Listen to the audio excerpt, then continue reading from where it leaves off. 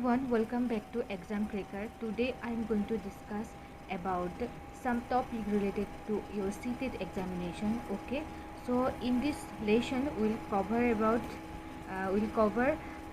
that is diversity in India, rural administration, urban administration, and after that we will discuss about panchayat. Okay, these things will be discussed in these lessons. So let's start our today's lesson because today's lesson is very important. Okay ये बहुत ज़्यादा लंबा भी होने वाला है, ठीक है। एक ही रिलेशन में जो इम्पोर्टेंट फैक्ट है वो यहाँ पे मैं कवर करने वाली हूँ, ठीक है। So let's discuss.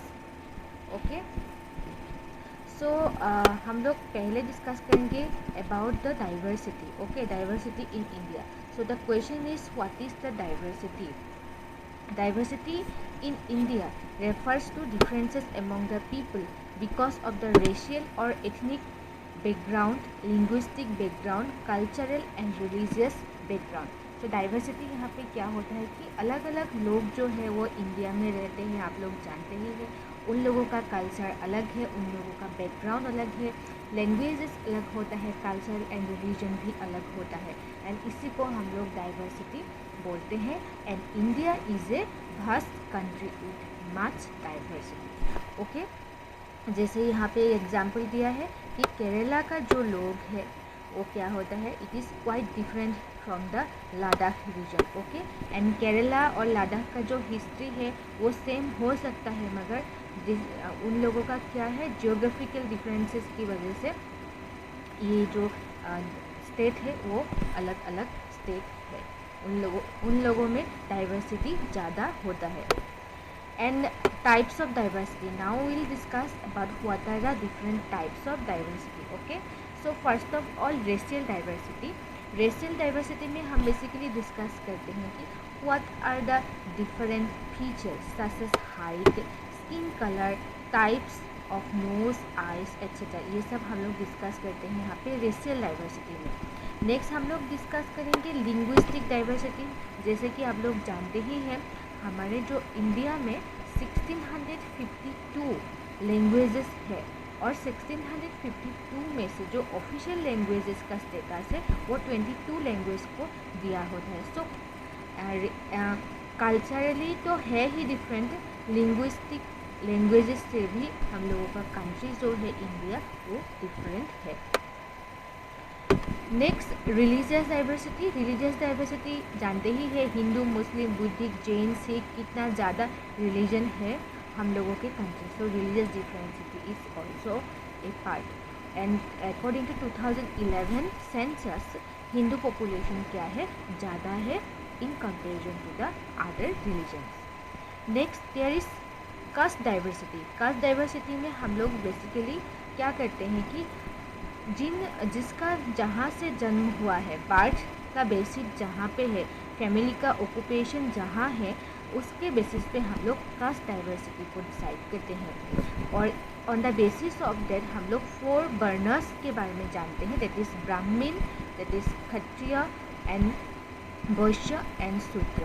Okay, now some important points we have to remember for your exam.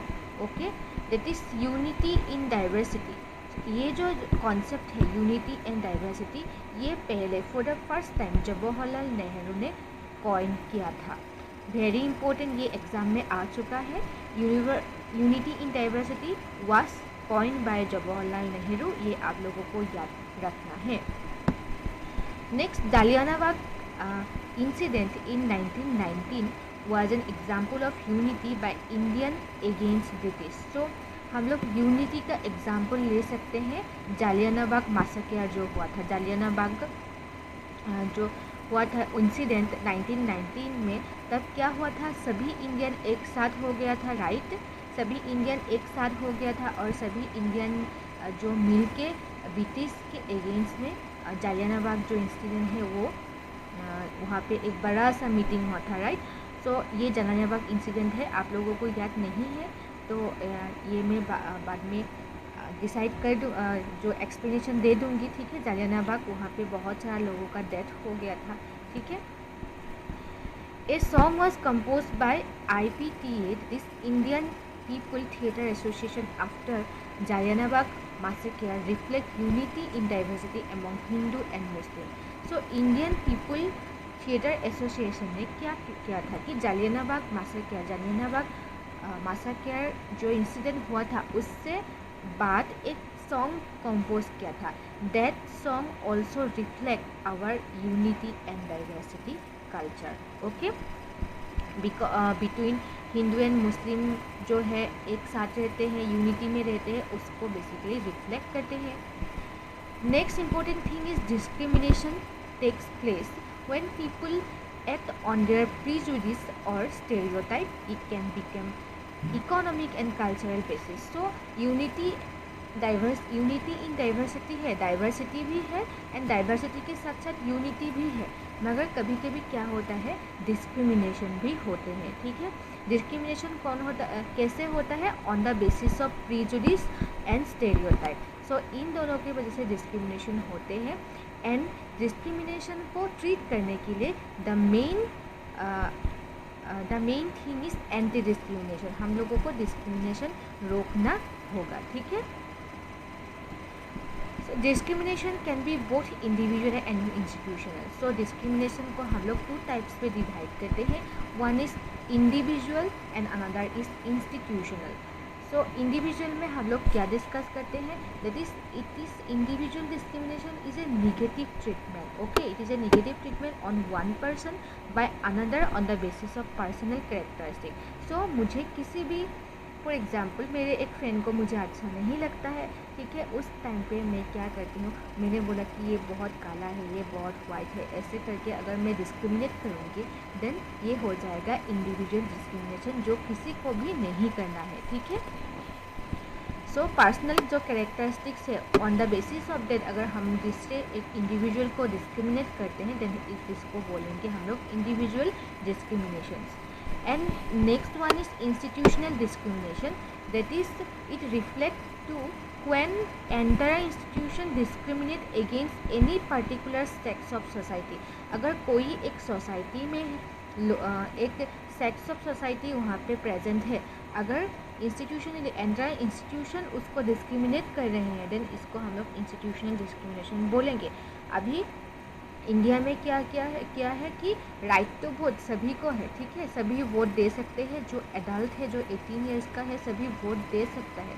ठीक है, ऑन द यहाँ पे क्या है, वो हिंदू है या मुस्लिम है, वो सिख है, कोई भी वहाँ पे नहीं बोलेगा, किसी को भी नहीं बोलेगा. जो 18 ईयर्स है वही वोट दे सकता है. मगर कभी कभी क्या होता है, किसी भी कंट्री, सभी कंट्री में ऐसा नहीं होता है.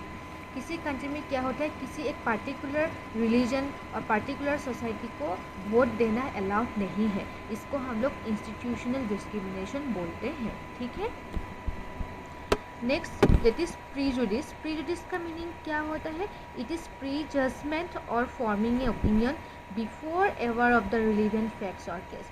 किसी इंसिडेंट के बारे में, किसी केसेस के बारे में हम लोगों को पता ही नहीं है, मगर हम लोगों ने पहले ही इसका ओपिनियन बना लिया. ठीक है, किसी भी पर्टिकुलर चीज़ के बारे में कुछ भी हम लोगों को पता नहीं है, मगर हम लोगों ने पहले ही एजम्पशन कर लिया है खुद के मन में कि ये ऐसा होगा, ये ऐसा होगा. तो इसको हम लोग प्रीजुडिस बोलते हैं. ठीक है, फॉर एग्जाम्पल ये जेंडर के बेसिस पे हो सकता है, वैल्यू, बिलीफ, इथनिसिटी और पर्सनल कैरेक्टरिस्टिक्स के ऊपर भी ये हो सकता है. ठीक है, next one is stereotype. Stereotype की वजह से भी डिस्क्रिमिनेशन हो सकता है. स्टेरियोटाइप कैसा होता है? When one particular image is fixed with a individual और group is known as stereotype. So एक पर्टिकुलर ग्रुप ऑफ पीपल के लिए हम लोगों ने पहले ही एक एजम्पशन बना लिया. For example womens. ठीक है, कोई अभी भी सोचते हैं, इंडियन सोसाइटी में ही होता है ये सब, कि जो लड़की है ये काम नहीं कर सकती, ये कैसे रात को निकल सकता है. ठीक है, लड़की है तो ये काम नहीं कर सकती, वो काम नहीं कर सकती, बहुत सारा रेस्ट्रिक्शन लड़कियों के ऊपर डाल देते हैं. सो ये होता है स्टेरियोटाइप. ओके, कोई सोचता है कि वुमेन एंड मैन जो होता है वो सेम नहीं होता है, वो भी एक स्टेरियोटाइप ही कॉन्सेप्ट होती है. ठीक है, so it is like a thought, हम लोग सोचते हैं कि ऐसा हो सकता है, वो लड़की ऐसा कर सकता है, लड़का ऐसा नहीं कर सकता। ये जो है वो स्टेरियोटाइप का डेफिनेशंस होते हैं। So on the basis of this हम लोग प्रीवियस ईयर में कैसा डाइवर्सिटी इन इंडिया से रिलेटेड क्वेश्चन आया, एक बार हम लोग एक क्वेश्चन अटेम्प्ट कर लेते हैं। सो क्वेश्चन नंबर 1 में देखिए, which of the following compliments diversity, diversity का कम्प्लीमेंट क्या हो सकता है, ठीक है। ये सीटेड नवंबर 2012 में आया था। So visiting native village, travelling in a train, speaking in own mother tongue, celebrating own festival. So यहाँ पे आंसर जो होगा that is travelling in a train. So travelling जब हम लोग किसी ट्रेन में ट्रैवल करते हैं देन वहाँ पे हम लोग बहुत डाइवर्सिटी देखने के लिए मिलता है। सो डाइवर्सिटी कॉम्प्लीमेंट क्या होगा, ट्रैवलिंग इन ए ट्रेन, ठीक है। Next question number 2, which of the following shows then gender stereotype. So अभी हम लोगों ने डिस्कस किया कि स्टेरियोटाइप क्या होता है, किसी एक पर्टिकुलर पर्सन या पर्टिकुलर इंडिविजुअल को लेके हम लोग अगर कुछ मन में ही कुछ एजम्पशन क्रिएट करते हैं देन इसको हम लोग स्टेरियोटाइप बोलते हैं। अभी क्वेश्चन ये पूछा है कि जेंडर स्टेरियोटाइप कौन सा यहाँ पे है, ठीक है। Girls are more talented than boys, girls can do only household work, girls can do all types of work which a boy can do, girls should get equal opportunity as boy। so यहाँ पे जो answer होगा that is girl can do only household work। so कभी कभी कोई सोचता है कि गर्ल जो होता है वो हाउस होल्ड पर्पज़ के लिए ही तो बना है, घर का काम करेंगे, ऐसा जो होता है जो एकदम स्टेरियोटाइप का एक बेस्ट एग्जाम्पल है, ठीक है। ऐसा जो नहीं करना चाहिए, ये जुलाई 2013 में इसका क्वेश्चन जो है आया था। नेक्स्ट जो है, who among the following nations leader coin the phrase unity in diversity to describe the Indians as nation state.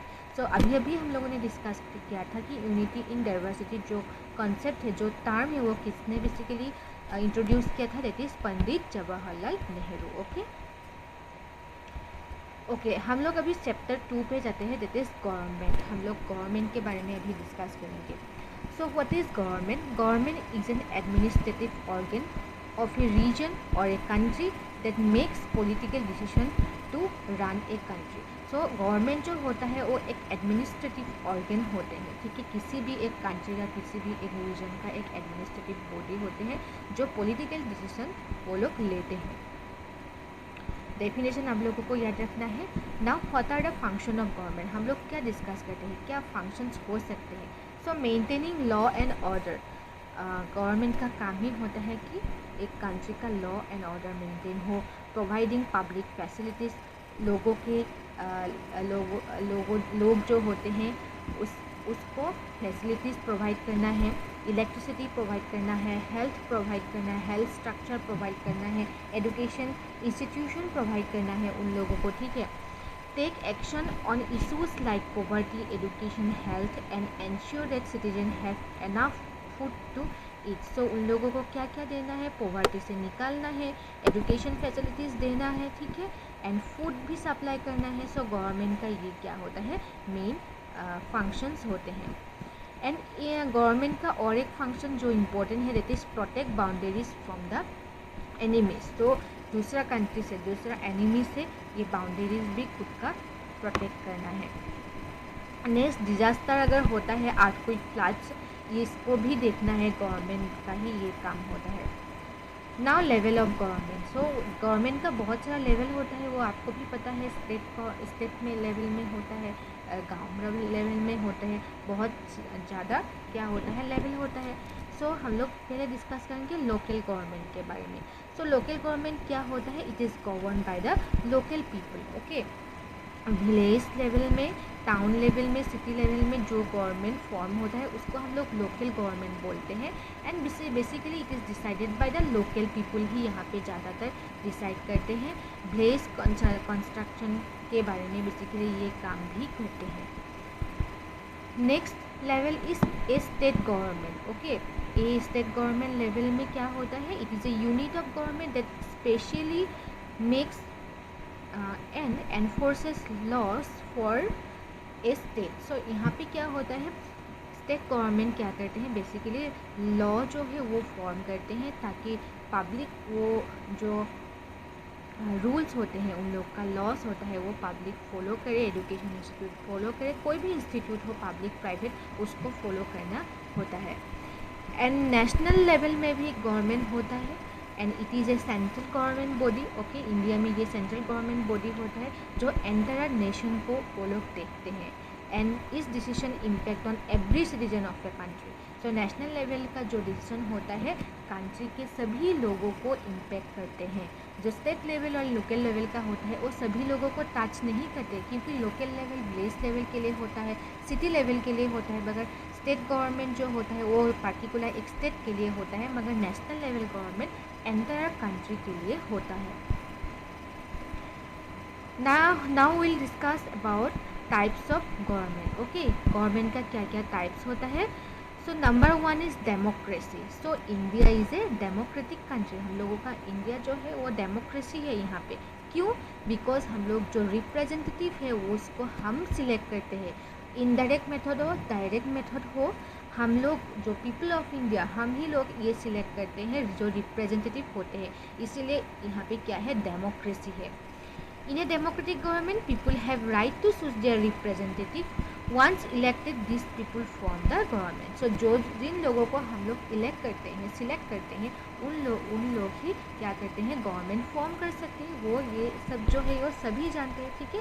So India में क्या है, डेमोक्रेसी है। और there are 3 parts of democratic government. Democratic government का 3 parts होता है, participation, resolving conflict and equality and justice.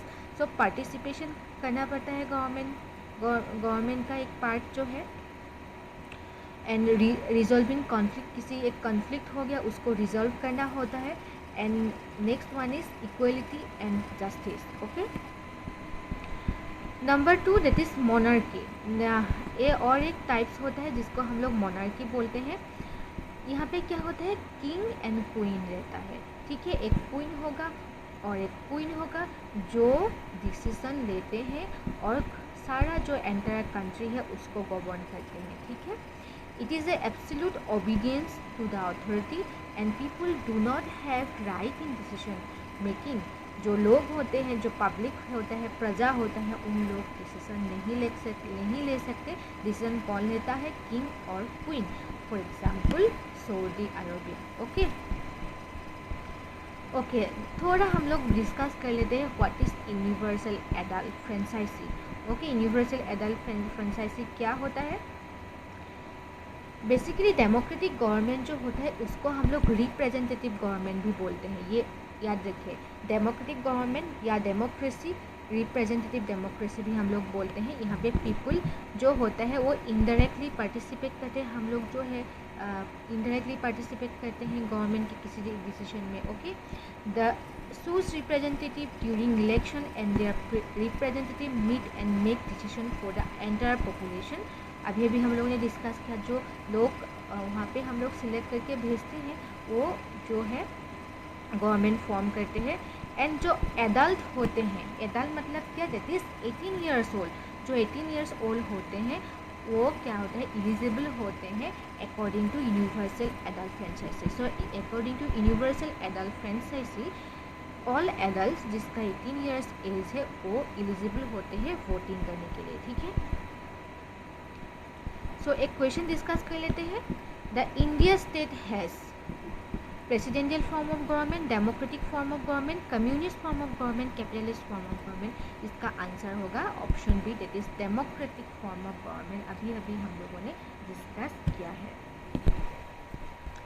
Okay, next हम लोग चैप्टर 3 में आज आते हैं, that is local government. Okay, हम लोग गवर्नमेंट के बारे में डिस्कस कर रहे हैं, सो लोकल गवर्नमेंट के बारे में भी डिस्कस करेंगे। लोकल गवर्नमेंट में आता है एक important part, that is panchayat, ठीक है। ये पंचायत जो है एक बहुत इंपॉर्टेंट है आप लोगों के एग्जाम के लिए। पंचायत का मीनिंग क्या है, literal meaning of panchayat is A committee of 5 people. Panchayat that is committee of pass, committee of 5 people. Okay, Panchayati Raj consist of 3 level. Panchayat का 3 लेवल्स होते हैं। एक होते हैं ग्राम सभा जो विलेज लेवल में होता है, गांव में होता है ग्राम सभा।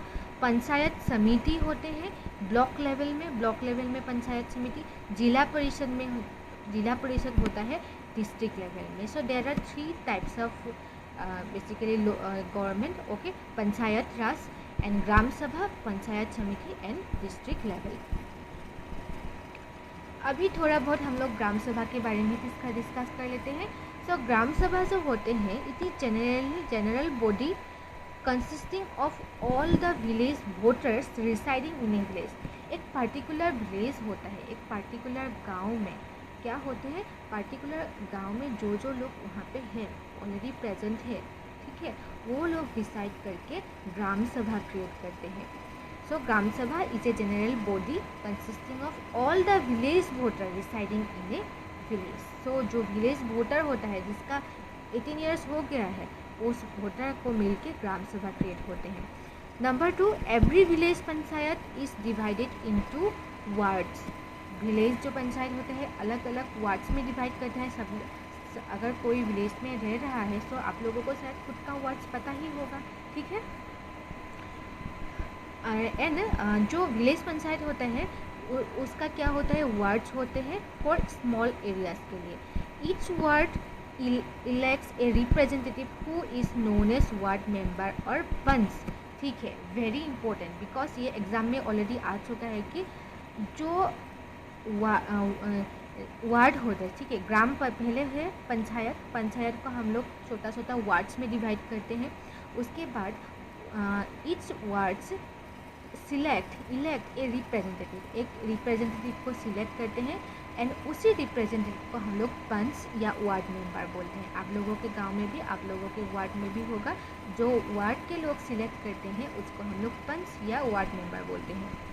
All the members of the gram sabha also elect sarpanch. अभी क्या है, ग्राम सभा में जो लोग हैं, ठीक है, ग्राम सभा में जो लोग हैं वो एक सरपंच को सिलेक्ट करते हैं।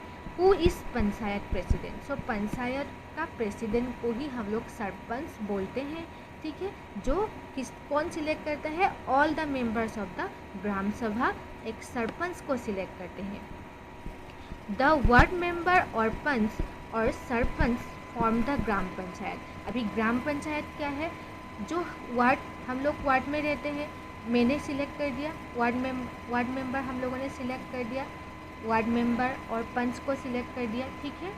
और जो होता है सरपंच जो होता है जो उसको भी हम लोगों ने सिलेक्ट कर दिया है, ठीक है। सरपंच और पंच जो दो लोग होता है वहाँ पे, यही इसी को मिला के क्या होता है, मगर अलग अलग वार्ड मेंबर अलग अलग होता है, तो उन लोगों को मिला के ग्राम पंचायत होते हैं, ठीक है। सो वेरी इंपॉर्टेंट, ये आप लोग अच्छे से याद रखिए। अगर समझ में नहीं आता है तो कमेंट सेक्शन में आप लोग पूछ सकते हैं, नहीं तो ग्रुप में भी पूछ सकते हैं डाउट क्लियरिंग सेशन में, ठीक है। फिर से मैं थोड़ा बोल लेती हूँ। That is every village panchayat is divided into wards. Village panchayat को हम लोग वार्ड में डिवाइड करते हैं for a small areas and each ward elects a representative. हम लोग वार्ड में रहते हैं और वार्ड क्या करते हैं, एक रिप्रेजेंटेटिव को सिलेक्ट करते हैं जिसको हम लोग वार्ड मेंबर और पंच बोलते हैं। और जो मेंबर्स होते हैं ग्राम सभा का, वो सरपंच को सिलेक्ट करते हैं और वार्ड मेंबर्स और सरपंच मिला के ग्राम पंचायत क्रिएट होता है, ठीक है। और ये ग्राम पंचायत जो है ये क्या है, 5 इयर्स के लिए इलेक्ट होते हैं, ये भी आप लोगों को याद रखना है। The gram sabha act as a legislative body whereas the gram panchayat is an executive body. So gram sabha जो है वो लेजिस्लेचर का काम करता है, वो रूल्स बनाते हैं, वो कानून बनाते हैं, मगर ग्राम पंचायत उस रूल को फॉलो करके उन लोगों को काम करना पड़ता है। So it is a executive body. Gram panchayat is a executive body, gram sabha is a legislative body, याद रखिए। Nyaya panchayat is establish for providing justice and resolving minor dispute. Nyaya panchayat भी किसी एरिया में होते हैं जो एस्टैब्लिश करते हैं बेसिकली डिस्प्यूट जो होता है, कहीं पे झगड़ा हो गया, उस डिस्प्यूट को रिजॉल्व करने के लिए न्याय पंचायत होते हैं। Next one is gram panchayat at village level, ठीक है। अभी थोड़ा बहुत हम लोग ग्राम पंचायत के बारे में और थोड़ा डिस्कस कर लेते हैं। Gram panchayat is elected by the gram sabha, ये तो होना ही है, ठीक है। ग्राम सभा कौन होता है वहाँ पे, जो हम लोग ही सिलेक्ट करते हैं, उसी को मिला के ही ग्राम पंचायत होते हैं। Gram panchayat has a secretary who is also secretary of the gram sabha. So ग्राम पंचायत का जो सेक्रेटरी होता है वो ग्राम सभा का भी सेक्रेटरी होता है। ग्राम पंचायत का secretary is also secretary of gram sabha. Okay, this person is not an elected person but appointed by the government. Very important point. Ward member को, पंच को हम लोग सिलेक्ट करते हैं। कौन सिलेक्ट करते हैं? वार्ड मेंबर हम लोग सिलेक्ट करते हैं। मगर जो सेक्रेटरी होता है, सेक्रेटरी ऑफ ग्राम सभा, सेक्रेटरी ऑफ पंचायत, वो कौन करते हैं? हम नहीं करते, वो गवर्नमेंट करते हैं, सरकार करते हैं। ये आप लोगों को याद रखना है। Very very very important point. The secretary is responsible for calling the meeting of ग्राम सभा एंड ग्राम पंचायत। वो सेक्रेटरी ही होता है, मीटिंग होना है, सेक्रेटरी कॉल करेगा ग्राम सभा और ग्राम पंचायत में। एंड वो क्या करते हैं? Keeping A record of the proceeding. Meeting में क्या क्या हुआ वो क्या करते हैं? सेक्रेटरी वहाँ पे डिसाइड करेंगे, लिखेंगे, ठीक है, वो रिकॉर्ड रखता है। Gram panchayat elect sarpanch who presides over the meeting of the panchayat. जो ग्राम पंचायत होते हैं, ठीक है, वो एक सरपंच को सिलेक्ट करते हैं। जो सरपंच क्या करते हैं? मीटिंग में एज ए प्रेसिडेंट वो काम करते हैं। ग्राम पंचायत एक सरपंच को सिलेक्ट करके, तुम आज का मीटिंग, बहुत सारा सरपंच वहाँ पे रहेंगे ना, तो एक सरपंच को सिलेक्ट कर दिया कि आज तुम इस मीटिंग का प्रेसिडेंट हो जाओ, ठीक है। Gram panchayat performs public welfare activities, looks after health, education and record death and birth in a village. So यहाँ पे क्या हो, ग्राम पंचायत जो है वो बहुत सारा काम करना पड़ता है उन लोगों को। वेलफेयर एक्टिविटीज़ करना पड़ता है। वो गाँव में उसी पंचायत में किसी का डेथ हो गया उसका भी वो रिकॉर्ड रखना पड़ता है, किसी का बर्थ हुआ है उसका भी रिकॉर्ड रखना पड़ता है, ठीक है। Next will discuss about works of gram panchayat. Gram panchayat का काम और क्या क्या होता है वो भी हम लोग डिस्कस कर लेते हैं। The work of gram panchayat has to be approve by gram sabha. Gram panchayat का काम पहले ग्राम सभा को अप्रूव करना है पहले। It is a place where all plans for the work and gram panchayat are placed before the people. जहाँ पे क्या होता है, सभी प्लान को रखना है कि हम लोग ये काम करेंगे, वो काम करेंगे, ऐसे पहले रखना है, ठीक है। उसके बाद ग्राम सभा डिसाइड करेंगे कि उसको अप्रूव करना है कि नहीं। The gram sabha prevents the panchayat from doing wrong things and plays an important role in keeping an eye on the elected representative. So gram sabha क्या करते हैं? किसी भी एक गलत काम करने के लिए पंचायत को रोकता है, नहीं ये बट तुम लोग मत करो, ये गाँव के लिए अच्छा नहीं है, ऐसे कौन बोलता है? ग्राम सभा बोलते हैं। एंड ये एक इम्पोर्टेंट रोल प्ले करते हैं। The work of gram panchayat includes construction and maintenance of water resource, routes, drainage, school buildings and other common property resources. तो ग्राम पंचायत का कंस्ट्रक्शन में भी उन लोगों का हाथ होता है, मेंटेनेंस का काम करते हैं, वाटर सप्लाई का काम करते हैं, स्कूल, कॉलेज, बिल्डिंग्स, ये सब कंस्ट्रक्शन में वो लोग हेल्प करते हैं, काम करते हैं वो लोग।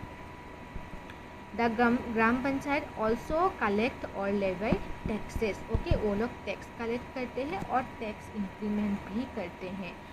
And execute government scheme. Government scheme आ गया, कभी कभी आप लोग शायद सुनते हैं कि वो पंचायत का मेंबर ने मेरा पैसा खा लिया, ठीक है, वहाँ पे घोटाला हो गया है। तो वो गवर्नमेंट स्कीम का पैसा अगर खा लेते हैं तो बहुत ज़्यादा कभी कभी गड़बड़ हो जाते हैं, आप लोग शायद न्यूज़ में सुनते हैं। तो इसका काम कौन करते हैं? ग्राम पंचायत। तो सभी ऐसा नहीं होता, मैं जस्ट एक एग्जांपल दे रही हूँ, ठीक है। Panchayat Samiti at block level.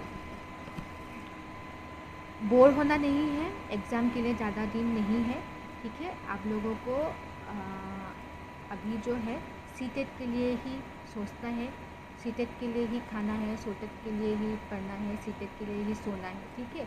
अभी जो है जो रीडिंग टेबल है वहाँ पे सीटेट करके बड़ा करके एक लिख लो, ठीक है, तभी शायद आप लोगों को एक मोटिवेशन मिलेगा, एनकरेजमेंट मिलेगा। ठीक है, मैं अगर आप लोगों के लिए इतना लंबा चौड़ा जो लेसन है वो प्रिपेयर कर रही हूँ कि आप लोग सीधे क्वालिफाई हो जाए।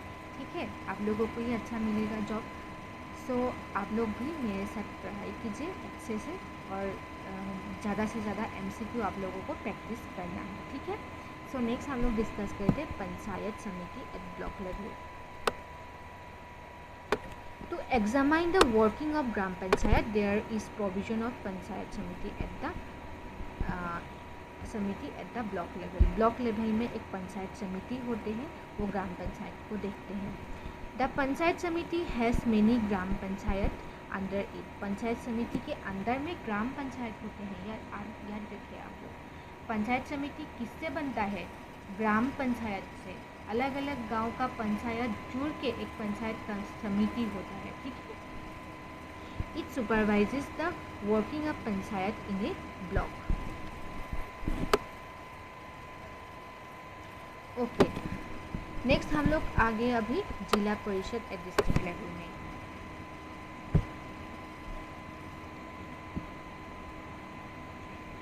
आज का जो लेसन है वो आप लोगों के लिए थोड़ा लंबा हो सकता है, मगर आप लोगों को अच्छे से प्रिपेयर करना है। ठीक है,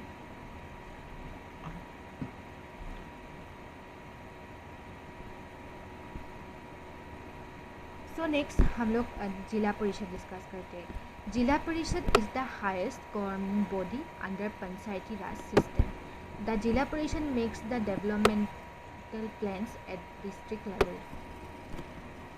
जिला परिषद जो होता है that is the highest government body under Panchayati Raj system.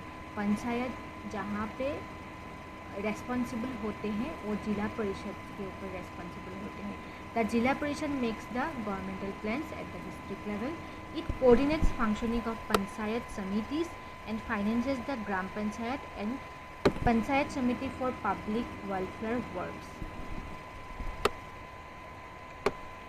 जो कमेंट्स कर रहे हैं, ठीक है, उन लोगों को मैं बाद में टेक्स्ट में रिप्लाई कर दूंगी। अभी जो लेसन है वो लेसन जो है वो कंप्लीट मैं कर लेती हूँ, उसके बाद मैं कमेंट्स का आंसर जो है, डाउट जो है वो क्लियर कर दूंगी। ठीक है, the constitution of India provides guideline within which each state of the country has its own laws with respect of panchayat. So constitution of India ने क्या बोला है कि सभी स्टेट में क्या होता है, पंचायत होता है। वो पंचायत जो है इंडियन कॉन्स्टिट्यूशन का सभी आर्टिकल जो लॉज भी होते हैं वो सभी को मानना है। The idea is to provide more and more space for people to participate and raise their voices. So ताकि ज़्यादा से ज़्यादा लोग यहाँ पे एनरोल हो सके और खुद का वॉइसेस जो है, खुद का बात जो है वो बोल सके गवर्नमेंट के सामने। Okay, next one is rural administration. So India is a vast country and 7th largest in area. So rural administration को तो बनाना ही है, बिकॉज इतना ज़्यादा बड़ा देश को हम लोग एक स्टेट गवर्नमेंट और एक सेंट्रल गवर्नमेंट कैसे चला सकते हैं। ठीक है, उसके लिए रूरल लेवल पे भी एडमिनिस्ट्रेशन होना इम्पोर्टेंट होते हैं। India is divided into 29 state, 7 union territories. So next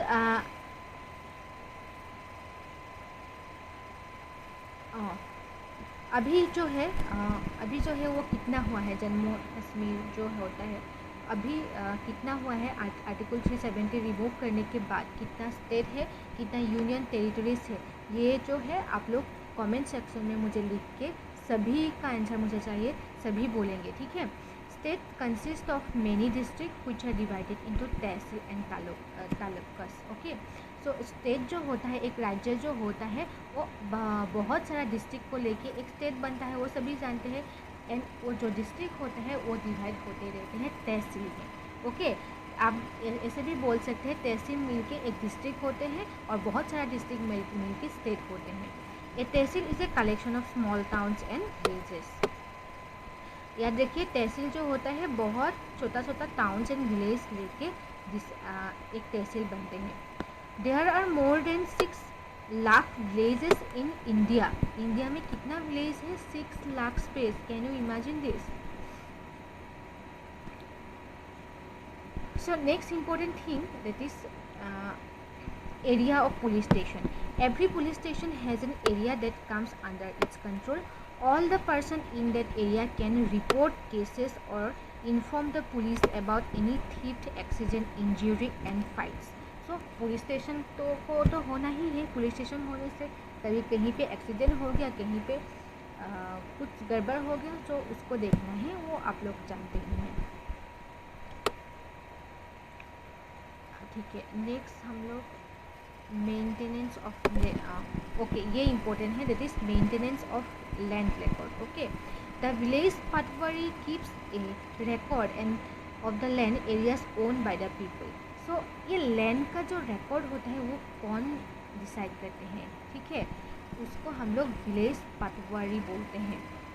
village पटवारी क्या करते हैं? लैंड रिकॉर्ड रखते हैं खुद के पास. A patwari deals with measuring land and maintenance of land record of the village. तो पटवारी ही ये सब कुछ करता है. लैंड किसके पास कितना लैंड है ये सभी डिस्कस करते हैं. A village patwari is also responsible for collection of land revenue from the people. The patwari is also known as Lekhpal, Kanungo and village officer. Patwari को हम लोग अलग अलग नाम से अलग अलग राज्यों में देते हैं पटवारी का नाम. ठीक है, पटवारी का मेन काम ही है लैंड रिकॉर्ड रखना, ये आप लोग याद रखिए. Rural administration, how does it work effectively. So rural administration जो होते हैं इतना इफेक्टिवली वर्क कैसे कर सकते हैं, हम लोग ये डिस्कस करेंगे. The head of district administration is district collector. District head कौन होता है? डिस्ट्रिक्ट कलेक्टर होते हैं. And under it the tehsildar work. So district collector DC जो होता है, ठीक है, ये डीसी जो होते हैं वो डीसी ही डिसाइड करते हैं कि तहसीलदार के अंडर में डीसी काम करते हैं. डीसी बेसिकली इंस्ट्रक्शन देते हैं. ठीक है, tehsildar are also known as revenue officer. तो तहसीलदार को हम लोग रेवेन्यू ऑफिसर भी बोलते हैं.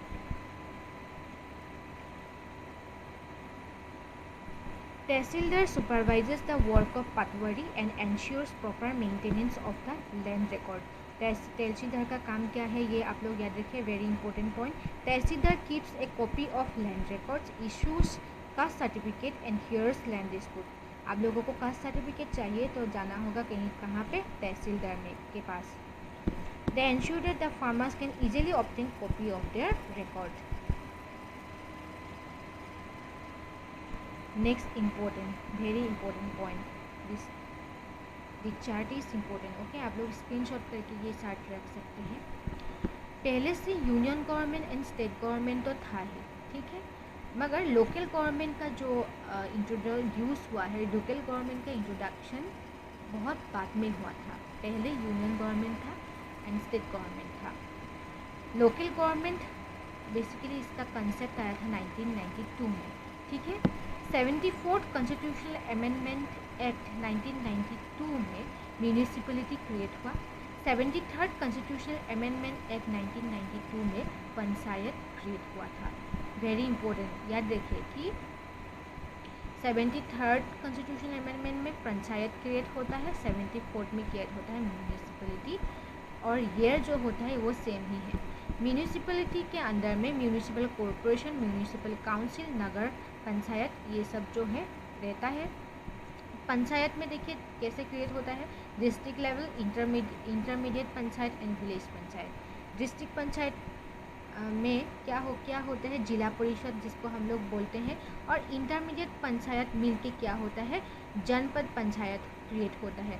जनपद पंचायत क्या होता है? ये इंटरमीडिएट पंचायत को कंबाइन करके ये क्रिएट होते हैं. ठीक है, ये चार्ट आप लोग याद रखिए, स्क्रीनशॉट करके भी रख सकते हैं. Next this will discuss about Hindu succession amendment act 2005. So shortly क्या होता है कि पहले क्या होता था कि फादर्स का जो प्रॉपर्टी है, ठीक है, फादर्स का प्रॉपर्टी सिर्फ जो सन होते हैं उन लोगों का, मेल चाइल्ड, ठीक है, सन होता है, उन लोगों को ही इक्वली डिस्ट्रीब्यूट किया था. अगर फादर का जो प्रॉपर्टी है वो फादर का डेथ होने के बाद उसका जो सन्स होते हैं उसके साथ इक्वली डिवाइड होते हैं. मगर जब हिंदू सक्सेशन अमेंडमेंट एक्ट 2005 आया उसके बाद सॉन्स के साथ साथ इक्वल अपॉर्चुनिटी मिला वुमेंस को। जो डॉटर होते हैं उन लोगों को भी फादर का जो प्रॉपर्टी है, ठीक है, पेरेंट्स का जो प्रॉपर्टी है उसका फुल शेयर डॉटर को भी देना होगा। Basically this is the thing discussed in Hindu succession amendment act 2005। Okay, urban administration कैसे आया था? Under amendment act 74 constitutional amendment act जब लाया तब अर्बन एडमिनिस्ट्रेशन का कॉन्सेप्ट जो है वो कॉन्सेप्ट लाया गया था। This amendment added in part 9A। Part 9A में अर्बन एडमिनिस्ट्रेशन के बारे में लिखा गया है। What are the features of this amendment act? ये जो है अर्बन एडमिनिस्ट्रेशन, वहाँ पे बेसिकली म्यूनिसिपैलिटीज़ के बारे में बोला गया था, ठीक है। Municipality should be constituted in 3 tier through article 243Q। Seats of municipality for chairman, ST women, power of election commissions is vested in article 243T, ठीक है। ये जो है वुमेन्स का सीट कितना होगा ये यहाँ पे बेसिकली डिस्कस किया हुआ था। Next important thing is municipality. So municipality हम लोग इसको नगर पालिका भी बोलते हैं। एंड नगर पालिका is neither A village nor a big city. ये नगर पालिका जो होता है एक विलेज के अंडर में आते हैं, ये भी नहीं बोल सकते आप। बिग सिटी के अंडर में आते हैं, वो भी नहीं बोल सकते। तो हम लोग क्या बोलेंगे म्यूनिसिपैलिटी को? And municipality would have 2000 or more people, but if it exceeds 50,000 it becomes municipal corporation। एक म्यूनिसिपैलिटी होने के लिए 2000 और उससे ज़्यादा पीपल को चाहिए, मगर अगर 50,000 से ज़्यादा हो गया देन उसको हम लोग म्यूनिसिपल कॉरपोरेशन बोलेंगे, जैसे GMC गुवाहाटी म्यूनिसिपल कॉरपोरेशन ऐसे, ठीक है। सो ये म्यूनिसिपल का काम क्या क्या होता है, वो उसी एरिया के लिए क्या करते हैं? हॉस्पिटल प्रोवाइड करते हैं, पब्लिक फैसिलिटीज़ प्रोवाइड करते हैं, एजुकेशन प्रोवाइड करते हैं, record of birth and death इसका काम करते हैं municipality corporation. The largest municipality corporation in India is municipal corporation of greater Mumbai. सबसे बड़ा म्यूनिसिपल कॉरपोरेशन हम लोग बोलते हैं that is greater Mumbai, MCGM, ठीक है। And after Mumbai it is followed by Delhi, Kolkata, Bengaluru. It may also be called nagar nigam. किसी किसी एरिया में म्यूनिसिपैलिटी को नगर पालिका भी बोलते हैं एंड नगर निगम भी बोलते हैं। ओके, थोड़ा हम लोग अभी क्वेश्चन डिस्कस करते हैं। आप लोग जो है वो ट्राई कीजिए कि इसका आंसर जो है आप लोग दे सकें, ठीक है। अभी हम लोगों ने जो डिस्कस किया था, on the basis of that we will discuss the question answer. Question number 78 क्यों ये सीटेड में आया था, ठीक है। Who from among the following appoints the secretary of the gram panchayat. Gram panchayat का सेक्रेटरी, ग्राम पंचायत के सचिव की नियुक्ति निम्नलिखित में से कौन करता है, ठीक है। सो यहाँ पे ग्राम पंचायत का जो सेक्रेटरी होता है कौन करता है, हम लोगों ने डिस्कस कर ही लिया। आप लोग इसका आंसर देने के लिए ट्राई करना है। क्या होगा इसका answer? It is government, right. Government decide करते हैं। Secretary of gram panchayat and gram sabha. Gram सभा का ग्राम पंचायत का सेक्रेटरी ही ग्राम सभा का सेक्रेटरी होता है। उसको क्या कौन डिसाइड करते हैं? गवर्नमेंट डिसाइड करते हैं। और जो वार्ड मेंबर ये सब होता है, पंच जो होते हैं, ये सब कौन डिसाइड करता है? जो यहाँ पे वहाँ पे रहते हैं वार्ड, उसी वार्ड में जो रहता है वो भी डिसाइड करते हैं। Next question that is who among the following occupies elected office in a gram panchayat. Gram panchayat में कौन कौन सा इलेक्टेड ऑफिस ऑक्यूपाई करते हैं? Option A that is sarpanch, option B ward members, option C secretary, option D gram sabha. इसका आंसर आप लोग मुझे दे सकते हैं। देखिए, सरपंच जो है वो इलेक्टेड मेंबर होते हैं, हम लोग ही इलेक्ट करके भेजते हैं सरपंच। वार्ड मेंबर जो होते हैं वो भी इलेक्टेड होते हैं। हम लोग जानते हैं सेक्रेटरी इलेक्टेड नहीं होता, वो कौन डिसाइड करते हैं? गवर्नमेंट डिसाइड करते हैं। सो सी को हम लोग पहले ही कैंसिल कर देते हैं। ग्राम सभा का मेंबर जो होता है वो भी नहीं होता है। सो इसका आंसर क्या होगा? This is option A and B, this is option 2 is correct. आप लोग मुझे कमेंट सेक्शन में बोलना कि ग्राम सभा का जो मेंबर होते हैं वो कौन इलेक्ट करते हैं, वो इलेक्टेड ऑफिसर होते हैं या क्या होते हैं, ठीक है।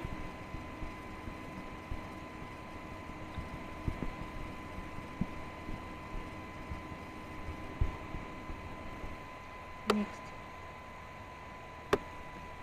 आई hope this image is clear to you all. कुछ ठीक है, मैं पढ़ लेती हूँ आप लोगों के लिए। कुछ one of the following is not a function of gram panchayat. Gram panchayat का कौन सा फंक्शंस नहीं है। निम्नलिखित में से कौन सा एक ग्राम पंचायत का कार्य नहीं है, ठीक है।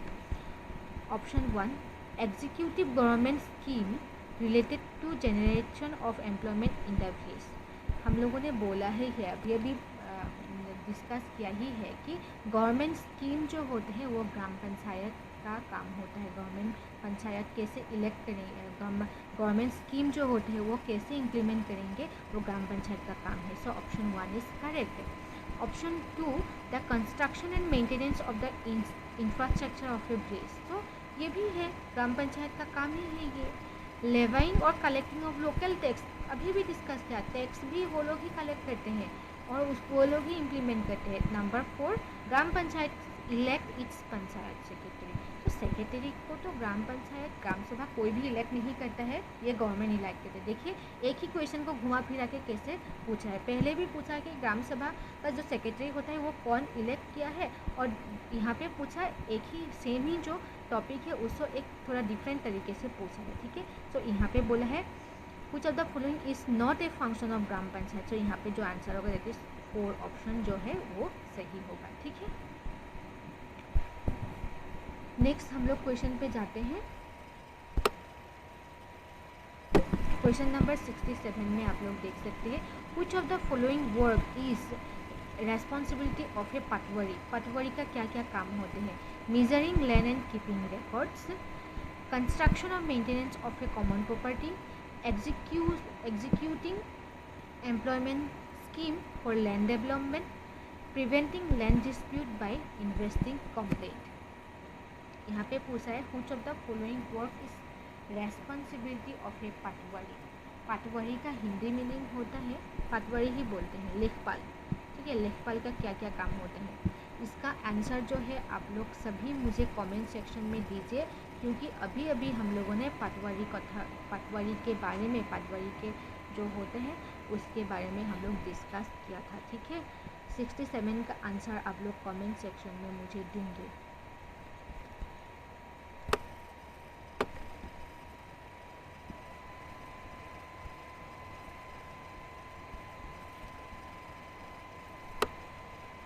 Next question number 50, who among the following supervises the work of the patwaris. Okay, patwari को कौन सुपरवाइज करते हैं। Sarpanch of the village panchayat, tehsildar, district collector, SHO of the police station of the area. So इसका आंसर क्या होगा, पटवारी को कौन सुपरवाइज करते हैं, who among the following supervises the work of patwari, that is इसका आंसर होगा tehsildar. So that's for all today. हम लोगों ने इतना क्वेश्चन डिस्कस कर दिया है, ठीक है। इसका जो PDF है आप लोगों को ग्रुप में मिल जाएगा। यहाँ पे थोड़ा और भी क्वेश्चंस है जो आप लोग खुद ट्राई कीजिए। मैं ये जो है PDF जो है वो आप लोग को दे ही दूँगी। अगर प्रॉब्लम होने से मुझे आप लोग कमेंट सेक्शन में पूछ सकते हैं, या ग्रुप में भी आप लोग डाउट क्लियरिंग सेशन में भी पूछ सकते हैं। Okay, I hope this things is clear to you all. आज हम लोगों ने क्या क्या डिस्कस किया, डाइवर्सिटी इन इंडिया डिस्कस किया, अर्बन एडमिनिस्ट्रेशन, रूरल एडमिनिस्ट्रेशन हम लोगों ने डिस्कस कर लिया, ठीक है। और क्या क्या डिस्कस किया, पंचायत के बारे में हम लोग डिस्कस किया, विलेज तहसीलदार के बारे में भी डिस्कस किया, म्यूनिसिपैलिटी के बारे में डिस्कस किया। बहुत सारा टॉपिक इसी वीडियो में आज कवर हो गया है आप लोगों का। सो नेक्स्ट हम लोग थोड़ा एक अलग सा टॉपिक लेके फिर से डिस्कस करेंगे। हिस्ट्री का जो क्लासेस है, ठीक है, वो आप लोगों का जो सर है वो प्रिपेयर कर रहे हैं। जल्दी ही हिस्ट्री का क्लासेस जो है आप लोगों को मिल जाएंगे। अभी इसीलिए हम लोगों ने क्या स्टार्ट कर दिया, पॉलिटी स्टार्ट कर दिया, बिकॉज टाइम भी नहीं है, राइट। टाइम हम लोगों के पास इतना ज़्यादा नहीं है, सिर्फ हार्डली 20 डेज ही बचा है आप लोगों के एग्ज़ाम के लिए। ठीक है। इस 20 डेज़ को आप लोग कैसे यूटिलाइज़ करते हैं वो आप लोगों के ऊपर डिपेंडेंट होता है।